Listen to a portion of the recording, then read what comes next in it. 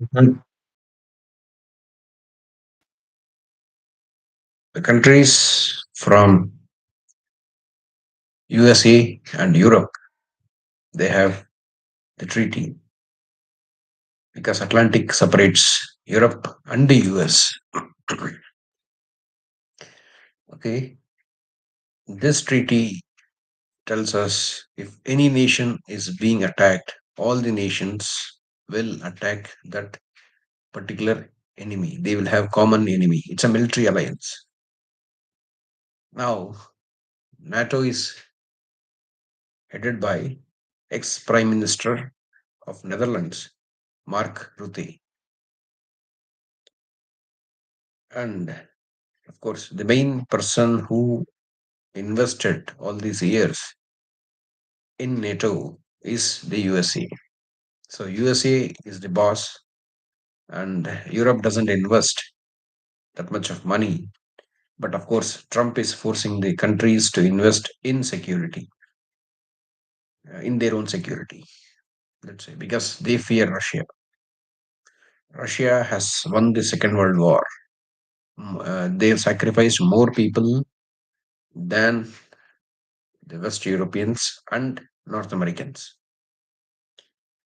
Now, uh, India buys, India, China, and Brazil, they all do business with Russia now, not Soviet Russia, Russia. In uh, 1999 or 1990, I think it's 1999, 1999, 2000 time, when Putin became premier, 2000, I think. It was a time when Putin became premier of Russia.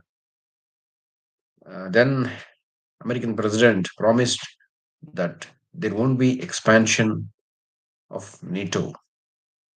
At the time, there were just 12 countries. Now they have expanded. They included Lithuania, they included Latvia, they included Estonia, they included Romania, they included Poland. So all these countries which were not part of NATO have become members of NATO. And they now wanted to include Ukraine. Ukraine has a special place in Russian Federation. Why is it so? The history of Russia starts with uh, Ukraine, which is now modern Ukraine, the place called Rus. It's a very small country. Kiev was the first capital, and they went on expanding towards what is now the main Russia, towards Moscow and towards Astrakhanate. That became the capital was Kazan. So all this Tartar area, then to Central Asia. Central Asia was occupied only recently because in these small kingdoms of Kyrgyzstan and other countries, Turkmenistan, Kyrgyzstan, Kazakhstan, all these came under Russian influence only a later time. So that's how Russia expanded. And then they wanted to, when communist countries have come later on, communism took over Russia, and then they wanted to expand communism into Poland, but they were beaten by Polish people soon after World War One. So they waited for the opportunity to send communism to East Europe. And during Hitler's time, Poland into two. One part of Poland ended up in Nazi camp. The other part it ended up in Russian camp. So that's how they divided Poland, and communism started to spread. After defeat of Germany in World War II, Russians had Warsaw Pact. That's the pact, the communist countries, the satellite that allows to have satellite countries in East Europe. And these countries that have been once satellite countries started to hate Russia because they were robbed of their wealth. They were having very poor life. That's what we hear from the Europeans of that time, East Europeans specifically. And today, the world is getting globalized in a way. The markets, the people are understanding each other. Of course, there is dislike, like whatever. That is different story. But now they are going for tariffs. That's what Mark Rutte has said. Trump and Mark 100% tariff. If you don't listen to us, if you buy oil or gas from Russia, we are going to impose 100% tariff. Very good. Why you are, if you want to stop the war serious, if you are serious about stopping the war, why are you selling or giving weapons to Ukraine?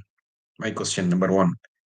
If you are doing it and you want Russia to be bombed to dust and you don't want war to be stopped, number one. Number two, if we means the countries that are buying oil, for example, India, China, and Brazil, if they are the countries that are funding Russia, what is Europe doing? Europe is also buying. Then why don't you stop yourself? Why do you have these double standards? Number two, if the same thing happens, for example, China says we will put 200% tariffs from the products coming from Europe to China, or India also can do that. I mean, I don't think China imports a lot. China only exports. Europe or USA. Okay, let's say China can also do that, but also they can say we will sell the products for a very high price, 300% more customs for. I mean, not customs. I don't say customs. 300% more money has to be selling price. Okay, let's say the selling price for Americans to USA or Europe will be higher, or even India says that.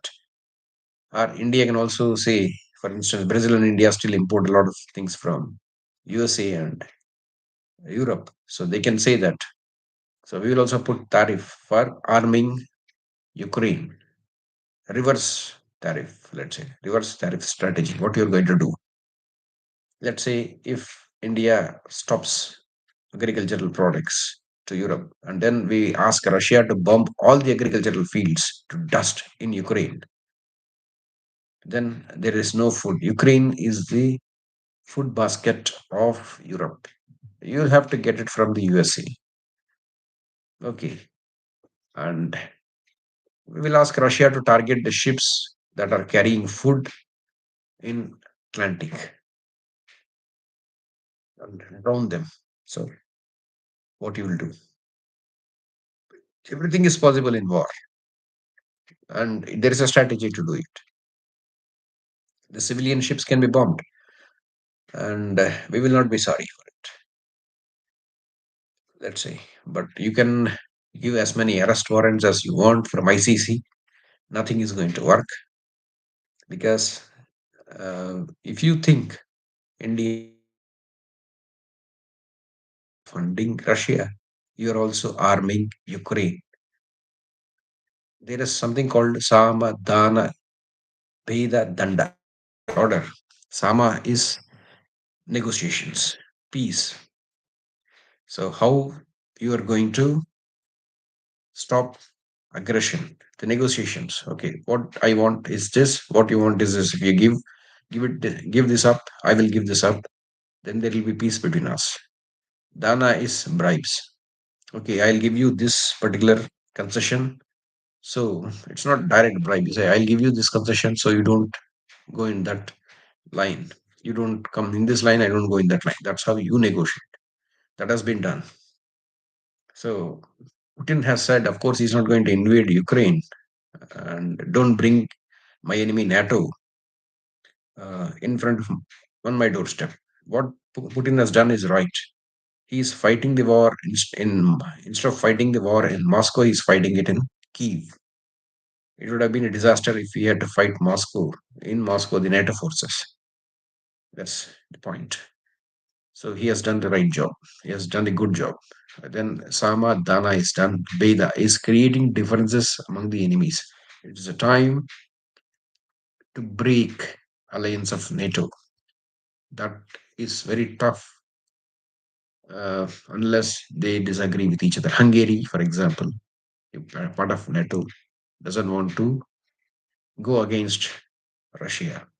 That's one way. There are one or two countries in NATO who will not directly attack Russia. So that part is done already. But there has to be a bigger chunk that should not support the aggression. But it is not like veto of UN. So if they want to go, they will go for war. Any country that dislikes Russia will go to war. That's the story. And the last part is danda. When everything fails, what remains is go for war. That's what Putin has done. He negotiated between 2016 with that idiot called Zelensky. And this fool doesn't know how to administer. So he has ruined Ukraine. And then Putin's patience has run out. And he did a good job by attacking Russia in February 2022. I support Putin openly. And I don't call it as aggression. And I am sure that the whole country of Ukraine will be bombed to dust in the future. That's this is what I can see from astrology. Ukraine has a very bad horoscope. Russia has a good horoscope. Russia will gain land, and Ukraine will be loser. The biggest loser will be in the war, USA. Of course, as of now, you do not see war in the doorsteps of USA. It's an economical ruin. From 2028, American bad time is going to start. Now everything is going to fail. Whatever Trump does, it will be a failure. It will be fatal. America will not be a superpower by 2034. It will be a second grade power like UK of 60s. So losing everything, losing all the people who are listening to USA, they'll rebel against USA. They say get lost. Africa will be free from France clutches. It's a good news for Africans. Tibet will also go away. Will be free country soon. So that's a good news for Tibetans. And this NATO itself may not exist in the same form. That's what I do not see that way. It may exist. I have not gone in detail, but this is something which is likely to happen.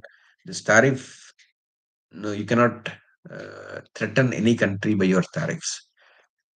Business is done both ways. The countries that are at the receiving end can also put tariffs on your products because you are also arming Ukraine. You are not trying to stop the war. You are trying to provoke Russia more and more. So people who support Russia will always support Russia. And the good news is that 1 million Indians are required to work in Russia. This is the second uh, country that has asked Indian workers to come over and work in Russia. Of course, I know Russia has low wages, but once Russia also develops, even though Russia will be ruined, Russia will also be ruined in the war. The country that escapes war to greatest extent is India. But India will also be dragged into war because of jealousy. That is a different story. I will not go into it now, but this is something which Indians who like Russia learn Russian, just go and start working in Russia. It's a good. It's war won't be there uh, spreading till 2029, 2030. So you don't have to worry about it. Just spend 5, 6 years, earn some money and save some money. Of course, I don't say it is a big money, but for some people it will be big money. But they will not be attacked in all the places at the same time. Russia is a huge country. The place where you stay, if you're staying far off from the front, there is a chance of getting affected. Uh, is very little.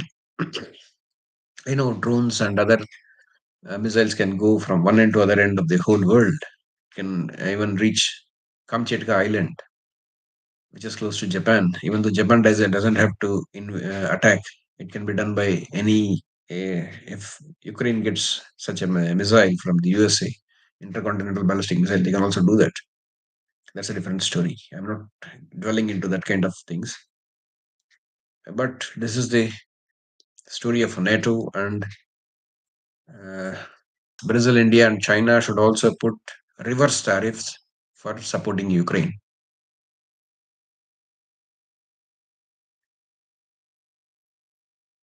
Uh, we have to put reverse tariffs, then it is done.